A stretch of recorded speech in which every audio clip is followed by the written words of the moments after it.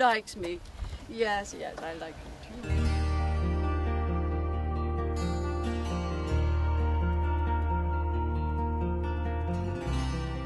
Teaching all of us is this really deep, abiding love for each other and for the horses, and this connectedness that Orville is trying to communicate to us, that if we're going to make it through these coming times, we need to learn all of these values and we need to really hold them tight.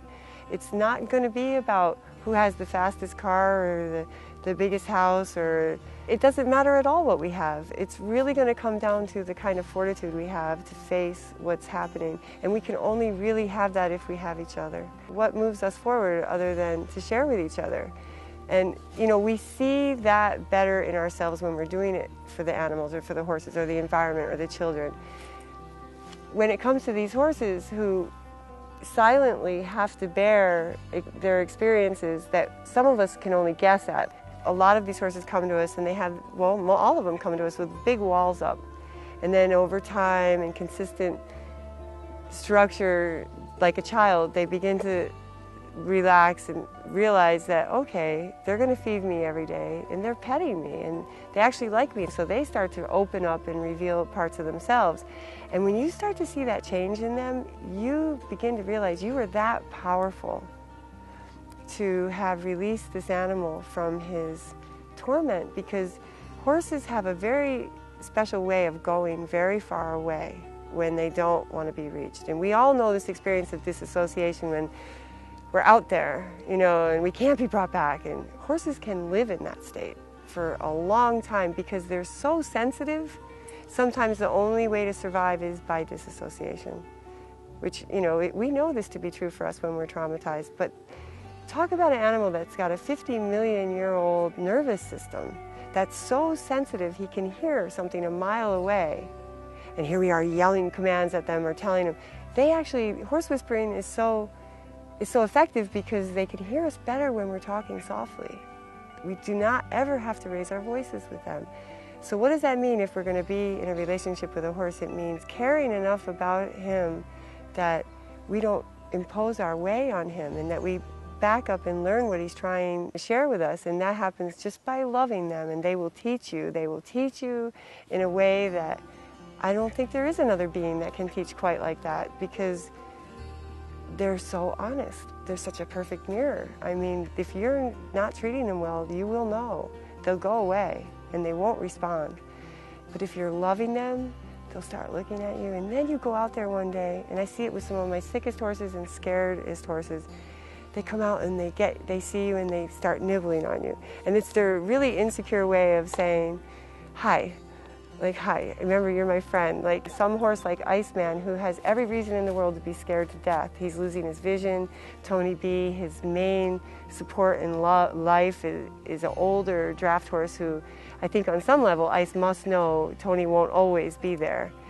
Tony is his life rock, and if Ice is separated from him, he gets very insecure and scared.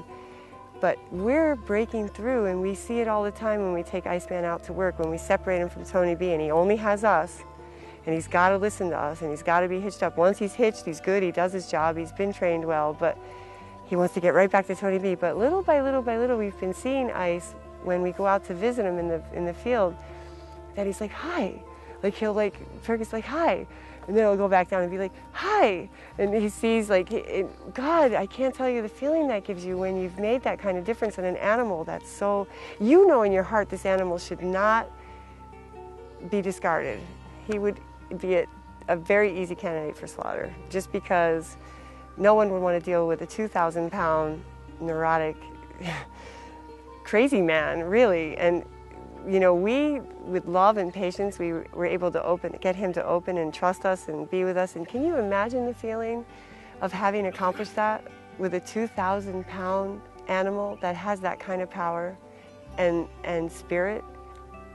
This is a place for horses that don't have anywhere else to go. This is their last chance. If they don't come here, they're dog food or they're put down and buried somewhere. This is the only life they have, the chance that they have to exist on this plane ever. So if they didn't take them here, they wouldn't have a home. And that's important because, you know, people will keep brain damaged people in a coma sometimes for years. But if an animal gets hurt, they automatically talk about putting it down. It's too much work. And when they come here, they're taken care of. They have vets. If they're used to being shod, they get shoes. If they're used to being inside and they don't like the outside, they have a barn. So they're taken care of spiritually, physically, and mentally. And so we want to bring back people into connection with horses. We also at the same time had some horses that needed help.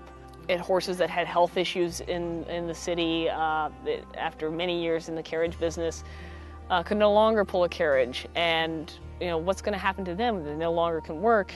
There wasn't facilities to take care of them in the city. Where were they going to go? What was going to happen to them? They need to have a retirement home. And the question was, well, after all the work that they've done, shouldn't they have some place? You know, shouldn't they have had something set aside for them to take care of them for the rest of their lives? So that's when the idea of sort of coming and finding a place here, in this case at Blue Star Equiculture in Palmer, Massachusetts, where, you know, the horses that can't work anymore, that need a home, you know, can be taken care of, and the horses that can work, because even horses that you know, may no longer be able to pull a plow 6 days a week, or may no longer be able to work in the carriage business 5 days a week, can still do something. They have something to contribute. And how can their contribution be used to support other horses that also need their help too, as well as helping themselves? Christina and I are the co-founders of Blue Star because we did sit around talking about it on the corners in Fifth and Chestnut, and we were like, wow, what if we had a sustainable project where the horses made all their own money? And that was all beautiful, but you know, their ideas, everybody's got a million ideas. It took everybody in this organization, and there's a lot of us. I mean, there's maybe 30 committed volunteers in this organization that I could say, honestly, that if any one of them pulled out, we would feel the loss in a big way.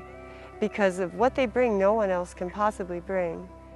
This is Peg of My Heart. She's a sport horse from Heritage. She was born with salmonella, very weak. And after her struggle to stay alive and beat the odds of salmonella, when she was turned out, she was attacked by a coyote or a dog, and they did so much damage to her tail that the rest of it had to be amputated. So because of that, she has a lot of neurological problems, and her growing issue, she'll be 2 next month. And because sometimes she's growing so fast, her body won't support her. And with the help of the Bondsville Fire Department, we were able to save her life because she was strong enough to support her own weight. She recovered nicely from that incident, and then at Easter, at an Easter egg hunt, she was running and playing.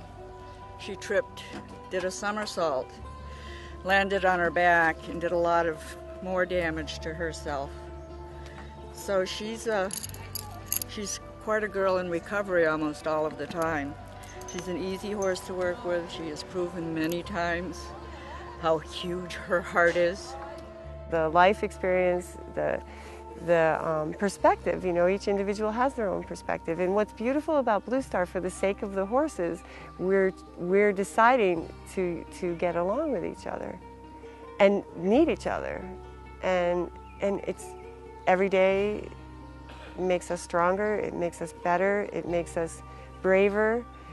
Orville has also been talking quite a lot about the kind of person it's going to take to come through these times.